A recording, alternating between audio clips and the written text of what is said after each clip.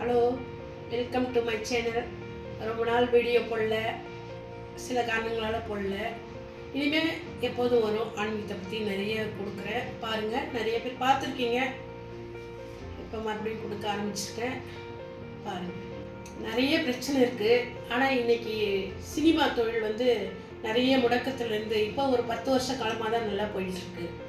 அது பாவம் மக்கள் எல்லாம் அதில் ஒரு படம் எடுக்கிறாங்கன்னா நிறைய தொழில்நுட்பங்கள், நிறைய பேர் வேலை செஞ்சு தான் ஒரு படத்தை எடுக்கிறாங்க. அதில் நிறைய பேர் துர்மரணம் அடைகிறாங்க. அதனால் ரொம்ப கஷ்டப்பட்டு படம் எடுக்கிறாங்க. நம்ம இன்னைக்கு கங்குவா சும்மா 2 மணி நேரம் பார்த்துட்டு வந்துட்டு நல்லா இல்லைன்னு சொல்லிட்டு போகிறாங்க. அதனால் எத்தனையோ கோடி செலவு பண்ணி ரொம்ப கஷ்டப்பட்டு சூர்யாவும் நடிச்சிருக்காரு. நானும் படம் பார்த்தேன். ஒன்றும் இல்லை, அமரன் இப்போ அவர் முகுந்து வரதராஜ் எப்படிலாம் கஷ்டப்பட்டாருன்னு நம்ம எங்கள் வீட்டில் இருந்து போகிறப்பயே மைண்டை செட் பண்ணிட்டு போயிட்டோம்.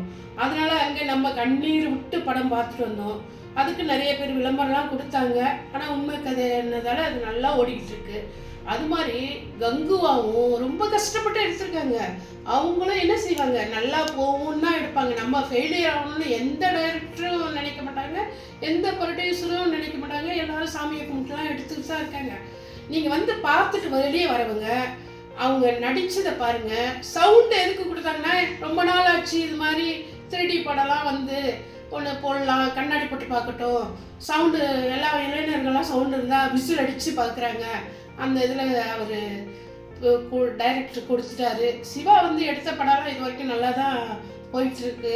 சூர்யாவும் நடித்து ரொம்ப சூர்யா, அஜித், விஜய்லாம் படம் நல்லா, உதயநிதி எல்லாரும் வந்தப்புறம் நல்ல படம்லாம் ஹிட் ஆகிட்டு தான் இருக்குது. ஆனால் இந்த கங்குவாவுக்கும் நீங்கள் 2 மணி நேரம் சும்மா பேசணும்னு பேசாதீங்க. நல்லா இருக்குன்னு ஒரே வார்த்தை சொல்லுங்கள், பார்க்கலாம், குடும்பத்தோடு பார்க்கலாம் அப்படி சொல்லி பாருங்கள். வரலாறு கதையை பேசணுன்னா கொஞ்சம் வயசானவங்களாம் பார்க்கணும். நல்லா இருக்கும் படம். நானும் பார்த்துட்டு வந்தேன், நல்லா தான் இருக்குது. ரொம்ப நல்லா இருக்குன்னா அதுக்காக ஒரு உண்மை கதையெல்லாம் எடுக்க அதுக்கும் வரும். அவர் சூர்யாவும் சொல்லியிருக்காரு ஜோதிகா கூட நான் நடிக்கணும்னு. அது மாதிரி ஒரு படம் அவர் நிறைய படம் கொடுத்துருக்காரு. காக்க, சிங்கம் 1, சிங்கம் 2, சிங்கம் 3 கொடுத்துருக்காரு. அப்போல்லாம் நம்ம போய் ரசித்து தானே பார்த்தோம். இந்த படத்தையும் பாருங்களேன், தேட்டரில் போய் பாருங்கள். அடுத்தவங்க சொல்கிறது நம்பாதீங்க. இப்போ நம்மளுக்கு அமரனுக்கு சிஎம்லாம் பார்த்துட்டு ரொம்ப நல்லா இருக்குனதால தான் எனக்கே ஆசை நானே தேட்டருக்கு போனேன். அதனால் நம்மளும் எல்லாருமே சொல்லலாமே, நல்லா இருக்குன்னு சொல்லுங்களேன்.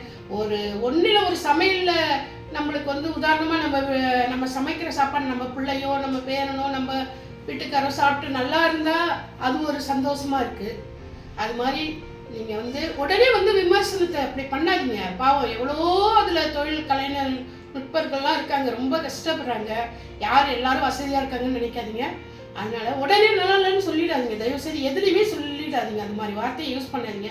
நல்லா இருக்குது, பார்க்கலாம், ஒரு வித்தியாசமான படம் பார்த்துட்டு வரலாமே. அதனால் எல்லாரும் தேட்டரில் போய் பாருங்கள், ஆதரவு கொடுங்க. ஏன்னா நிறைய அதை வச்சு நிறைய பேர் வாழ்வாங்க. அதனால் இதை சொல்கிறேன்னு நீங்கள் கேட்குறது உங்களோட விருப்பம். நீங்கள் பாருங்கள், எல்லாரும் பார்க்க சொல்லுங்கள். நீங்கள் நம்ம ஒவ்வொருத்தருக்கும் சொன்னோம்னா நிச்சயமாக போய் பார்ப்பாங்க. தேட்டரில் போய் பாருங்கள், நல்லா இருக்கும் படம். இந்த வீடியோ பார்த்ததுக்கு ரொம்ப நன்றி. ஏதோ என் மனசில் உள்ளது சொன்னேன். எனக்கும் ஆதரவு கொடுங்க, போய் படத்துக்கும் ஆதரவு கொடுங்க, முக்கியமாக படத்துக்கு ஆதரவு கொடுங்க. ரொம்ப நன்றி.